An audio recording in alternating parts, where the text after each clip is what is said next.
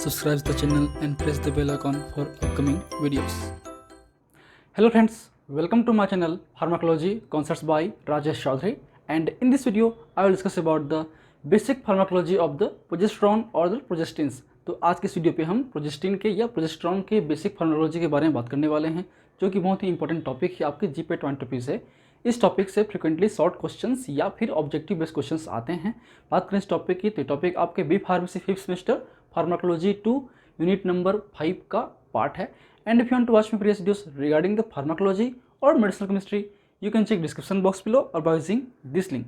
इसके अलावा अगर आपको नोट्स चाहिए तो आप मेरी वेबसाइट www.pharmacyconcepts.in पे विजिट कर सकते हैं, वहाँ से अपने नोट्स वगैरह कलेक्ट कर सकते हैं। हम रेगुलरली नोट्स को अपडेट करते जा रहे हैं। So let start the topic.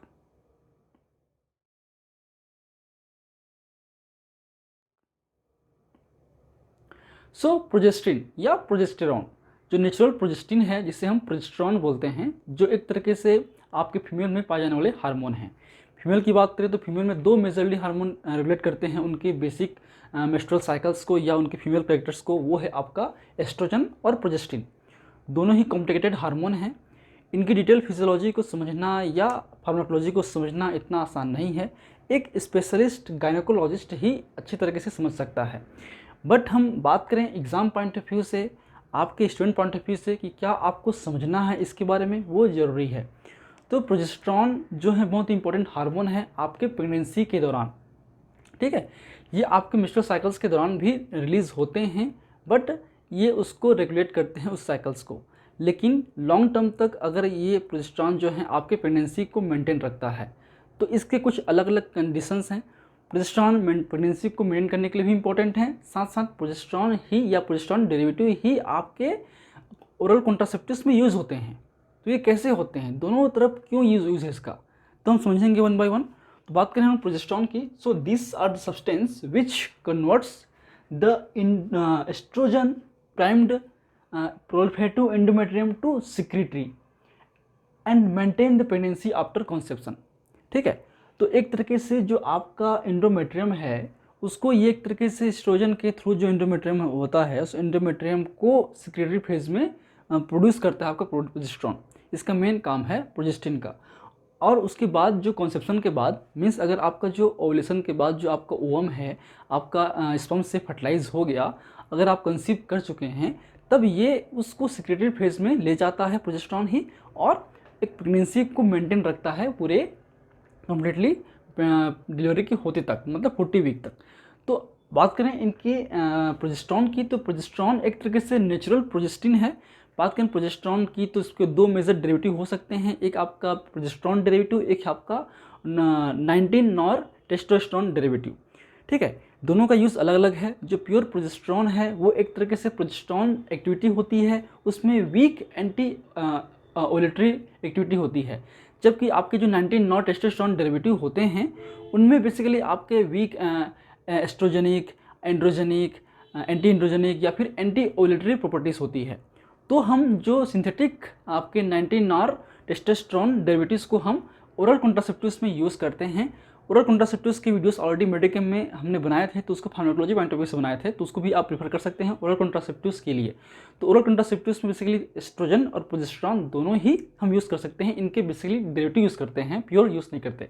ठीक है, हम आगे आप लिस्ट में चेक करेंगे तो आपको मिल जाएगा। तो बात करें इनके बेसिक सिक्रेशन की, तो बेसिकली ये मेल फीमेल दोनों पे होते हैं। मेल पे भी ये आपके 1 से 5 mg पर डे रिलीज़ होता है आपके जो आपका एड्रिनल ग्लैंड्स हैं या आपके जो टेस्टिस है उससे भी रिलीज़ होता है थोड़ा बहुत, बट इनका जो वर्क है वो इनसिग्निफिकेंट होता है। लेकिन फीमेल पे ये बेसिकली आपके कॉर्पस ल्यूटियम से रिलीज़ होने वाला हार्मोन है। और ये बेसिकली आपका जो नॉर्मल जो साइकिल है आपके मेंस्ट्रुअल साइकिल्स, जो कि 28 डेज़ का होता है नॉर्मली, तो आपका 1 से जो 7 है ये एक तरीके से मेंस्ट्रुअल फेज है। 7 to 14 आपका जो फेज़ है वो क्या है, फोलिकुलर फेज़ है। और आपका जो 14 डेज़ के राउंड जो हैं 13, 14, 15 ये आपके ओलेटरी फेज़ हैं, इसमें ओवुलेशन होता है। और फिर उसके बाद जो 28 डेज़ के बाद आपका वापस टर्मिनेशन फेज आ जाता है। तो इसमें बेसिकली अलग अलग हार्मोन का अलग अलग सिक्रेशन होता है, इसे हम देख सकते हैं। ये पहले के केस की बात करें तो ये आपका जो है ये FSH है, जो इस तरीके से आपका रिलीज़ होता है। आपका जो ये जो है वो आपका एस्ट्रोजन है, जो आपके अप्रोक्सीमेटली 9 से 14 डेज तक बढ़ता है, फिर ये धीरे धीरे कम होकर फिर वापस बढ़ता है। जो प्रोजेस्टेरॉन है ये बेसिकली एलएच के ल्यूटिनाइजिंग हार्मोन के ल्यूटिनाइजिंग हार्मोन की जो ब्लू वाला है ल्यूटिनाइजिंग हार्मोन है, इसी ल्यूटिनाइजिंग हार्मोन के इन्फ्लुएंस पे जो प्रोजेस्टेरॉन है वो रिलीज होता है after the 14 days. Ovulatory phase के बाद ही प्रोजेस्टेरॉन आपका रिलीज होता है और आपका फिर जैसे मेंस्ट्रुअल साइकिल स्टार्ट होने वाला होता है तब वापस वो डिक्लाइन हो जाता है। अगर इस ओव्यूलेटरी फेज के दौरान आपकी प्रेगनेंसी रुक जाती है, आपके प्रेग्नेंट हो जाते हैं, तब ये हार्मोन कंटिन्यूसली जो है 14 वीक्स तक जो एस्ट्रोजन है और प्रोजेस्टेरॉन है वो बढ़ते रहते हैं और ये आपका है क्रोनिक गोनाडोट्रोपिन हार्मोन। तो ये इनका बेसिक लेवल है, ये आपका ऑक्सीडेशन है जो कि 38, 39, 40 वीक्स में रिलीज होता है। ठीक, तो ये आपको डिटेल थोड़ा सा ग्राफ दिखिए आपके गूगल में सर्च कीजिए hormonal level during the pregnancy, hormonal level during the menstrual cycles. तो आपको डिफरेंट जो फेज पे अलग जो कंसंट्रेशन है या उसकी जो एक्टिविटी है वो आपको दिख जाएगी। बात करें नॉर्मल फीमेल पे, जो आपका प्रोजेस्टेरॉन है वो आपके कार्पस ल्यूटियम से रिलीज होता है मेनली, उसके अलावा आपके जो ओवरी या प्लेसेंटा से भी रिलीज हो सकता है और ये अप्रोक्सीमेटली जो बात करें इन सेकेंड फेज में आपका 10 to 20 mg per day release होता है। ठीक, बात करें इसके मोड ऑफ एक्शन की, तो स्पेशली आपके लिए ये प्रोजेस्टेरॉन रिसेप्टर्स पे काम करते हैं जो एक तरीके से न्यूक्लियर रिसेप्टर्स होते हैं जो आपके फीमेल जेनिटल ट्रैक्ट में, ब्रेस्ट में मेनली होते हैं। इसके अलावा सीएनएस और पिट्यूटरी ग्लैंड्स में भी होते हैं फीडबैक सिस्टम के लिए। तो बेसिकली ये जो प्रोजेस्टेरॉन रिसेप्टर्स पे वर्क करते हैं, उसको वर्क करने का मतलब एक्टिवेट करने के बाद ये आपके न्यूक्लियस पे काम करता है, वहाँ पे जो हार्मोन रिस्पॉन्सिव एलिमेंट्स हैं, प्रोजेस्टेरॉन रिस्पॉन्सिव एलिमेंट्स हैं, उसमें जाके बाइंड करता है और उसके थ्रू जीन ट्रांसक्रिप्शन को रिलेट करता है। जैसे कि आप जानते हैं किस तरीके से न्यूक्लियर रिसेप्टर्स काम करते हैं। अब इनका काम क्या है, जो मेजर फंक्शन है इस हार्मोन का वो है, major function are the preparation of the uterus, मतलब गर्भाशय को तैयार करना, and maintenance for the pregnancy, maintenance of the pregnancy, और प्रेगनेंसी को मेंटेन रखना 40 वीक्स तक। ठीक है, प्रोजेस्टेरॉन लेवल अगर कम हो जाता है तो आपकी जो प्रेगनेंसी है वो टर्मिनेट हो सकती है, इसलिए प्रोजेस्टेरॉन लेवल भी मेंटेन होना जरूरी है। And also decrease the uterine motility and decrease the T cell mediated immune system और immunity to prevent the rejection. क्योंकि आपका जो बेबी है एक तरीके से हमारे बॉडी के लिए फॉरेन पार्टिकल्स है, तो अल्टीमेटली हमारा जो इम्यून सिस्टम है वो फॉरेन पार्टिकल्स के अगेंस्ट में बनाया गया है, तो टी सेल्स जो हैं आपके बेबी को रिजेक्ट कर सकते हैं। ठीक है, तो इसीलिए जो ये प्रोजेस्टेरॉन कंटिन्यूसली आपका मेंटेन रहता है, ताकि जो टी सेल्स रिलेटेड जो आपकी इम्यूनिटी सिस्टम है, इम्यून सिस्टम है वो कम हो जाता है, उसकी वजह से जो है आपका बेबी रिजेक्ट नहीं हो पाता। ठीक है, चलिए अब आते हैं इसके बेसिक फंक्शंस पे टिश्यू वाइज। तो पहला है आपका यूटेरस। तो यूटेरस पे जो है स्टार्टिंग की बात करें, आपके पहले प्रेगनेंसी के पहले की बात करें, तो bring the secretory changes in the oestrogen primed endometrium. तो जो एंडोमेट्रियम में जो सिक्रेटरी चेंजेस हैं वो लाता है। इसके अलावा लाइक हाइपरमिया, टोर्टोसिटी और इनकी सिक्रेशन, ये बेसिक फंक्शन है आपके यूटेरस में। और बात करें कंसेप्शन के बाद अगर प्रेगनेंसी रुक जाती है तब एक तरीके से bring about the decidual changes in the endometrium. इसमें आते हैं स्ट्रोमा, मतलब थिकनेस को बढ़ाना आपके एंडोमेट्रियम की, आपको उसको स्पॉन्जी बनाना, जो ग्लैंड्स हैं उनसे जो हार्मोन रिलीज करते हैं रेगुलरली वो कम करना। ठीक है, या फिर जो आपके ऑक्सीटोसिन के थ्रू जो सेंसिटिव होती है मायोमेट्रियम की, उसको भी कम करना। तो ये इनके बेसिक फंक्शन है आपके यूटेरस में प्रोजेस्टेरॉन का।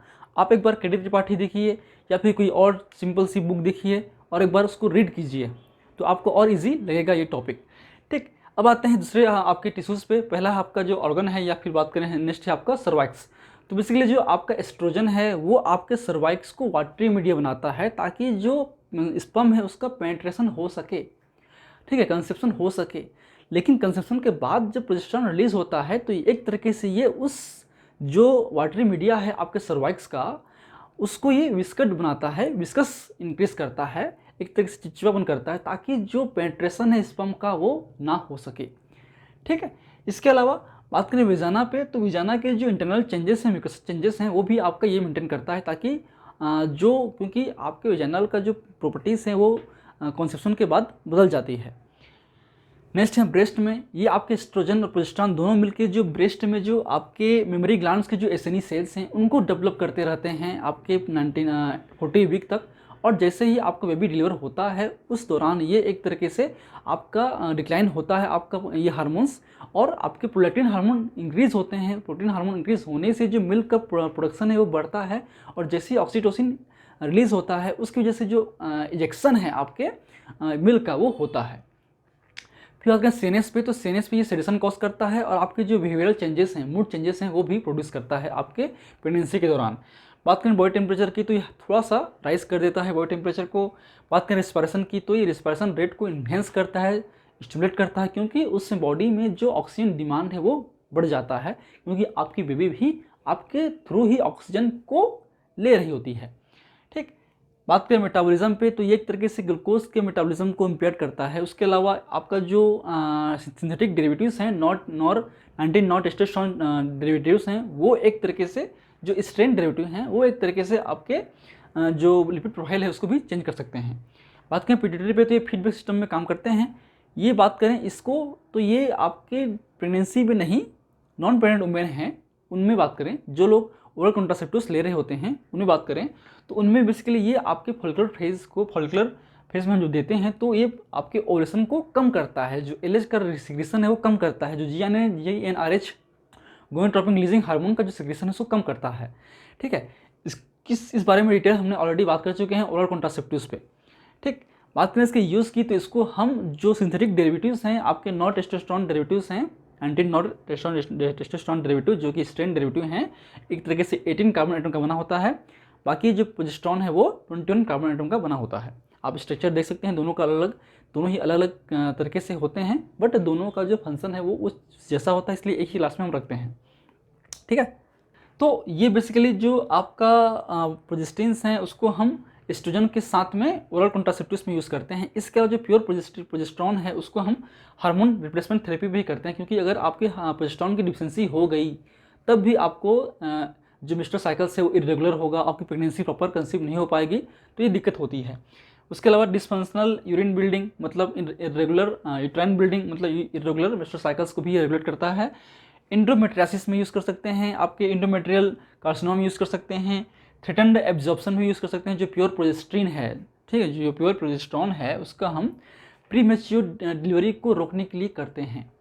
ठीक, उसके अलावा बात करें कार्टिक की, तो कार्टिक बात करें प्योर प्रोजेस्टेरोन की, तो एक तरीके से ये हार्मोन डेरिवेटिव हैं, तो इसको हम ओरली नहीं ले सकते हैं, ओरली इनएक्टिव होता है, क्योंकि इनका जो मेटाबॉलिज्म है वो बहुत ज़्यादा होता है, मतलब it process the first pass metabolism, उसके थ्रू इनका जो मेटाबॉलिज्म बहुत ज़्यादा फास्ट होता है और इनएक्टिव हो जाता है, इसलिए इसको हम स्पेशल फार्मुलेशन के रूप में दे सकते हैं। बात करें देना ही है तो हम आईएम के साथ देंगे इसको, लेकिन आईएम के साथ देने पर भी ये रेपिडली मेटाबॉलाइज्ड हो जाता है लीवर पे और आपका बनाता है प्रेग्नेंट डाइयोल। एक तरीके से इसका जो टी हाफ है वो बहुत कम होता है, 5 to 7 मिनट तक होता है, और ये जो प्रेग्नेंट डाइयोल है वो आपके ग्लूकोनिक कॉन्जुगेशन या सल्फेटेड कॉन्जुगेशन के थ्रू आपके यूरिन के थ्रू बाहर निकलता है।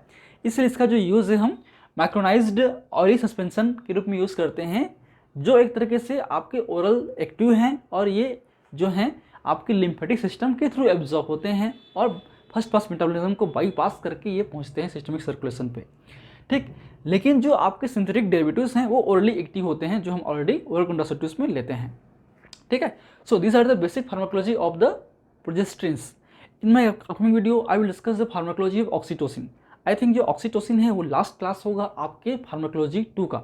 इसके बाद जो बायोस की बात करें तो बायोस में हमने हिस्टामिन के बारे में बात कर चुके हैं, और सेरोटोनिन का भी सिमिलर होता है, बट उसको फिर हम रिवाइज करेंगे, क्योंकि उसमें हमने प्रैक्टिकल बेस्ड बताया था आपको 3 बायोस के साथ में हिस्टामिन का, तो उसकी जो बेसिक थ्योरी है या हमको एग्जाम में लिखना है वो भी हम डिस्कस करेंगे बहुत जल्दी ही। So if you like videos please press the like button, share with your friend, and if you want to note this lecture please take a screenshot in last, and thank you for watching.